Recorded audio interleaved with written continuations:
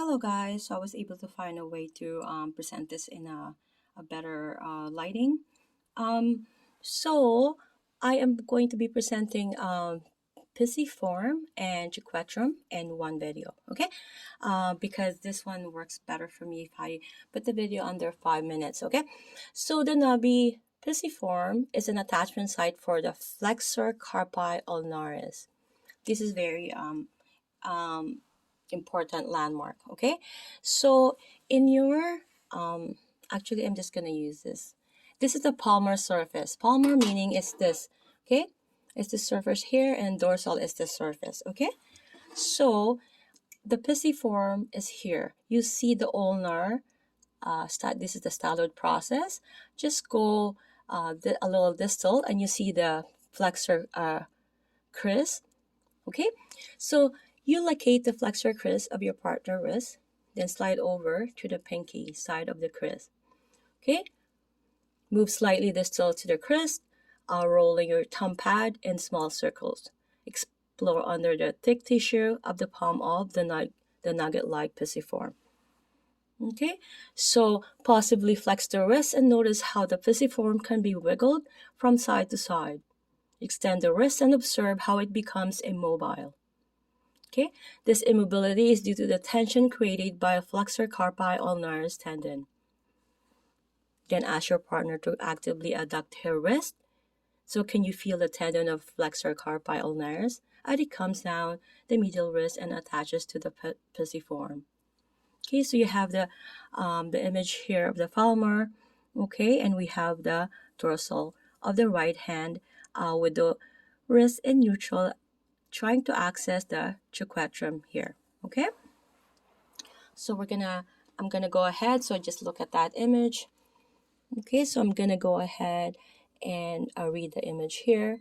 So this pyramid shaped bone is located on the dorsal surface of the pisiform. So just distal to the styloid process of the ulna. In a neutral position, only the dorsal surface of the triquetrum is palpable.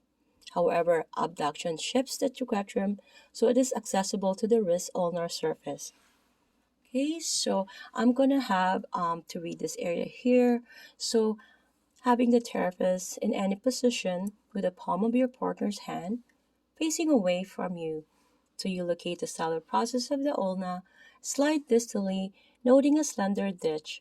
Okay, this is very important landmark. So before rising to the surface of the quadrum, okay, so it's accessible. Keeping your fingers stationary, abduct the wrist and note how the triquetrum protrudes to the side.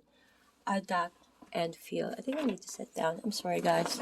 Adduct and feel the bone disappear back into the wrist. So if you can see here, right,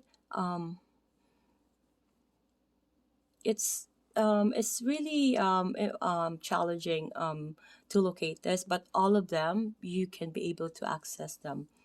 Okay, so it's just important that you follow the instructions on how to properly handle and accessing them. Okay, so during abduction and adduction, do you feel the triquetrum protrude and then disappear? Locate the pisiform on the wrist palmar surface. Can you locate the triquetrum? By beginning at the pisiform and slowly sliding around the ulnar side of the wrist. Okay, so you can see that image there, and this is more so the another dorsal view of the right hand with wrist AB abducted. Okay, this is more in a neutral positioning, and this is more ABD abducted. Okay, trying to locate the triquetrum. Okay, here as we with when we did the ulnar the pisiform, sorry, right? We tried to have the ulnar view of the right hand, isolating the pisiform. Okay, so I'm just going to be seeing you in the next video.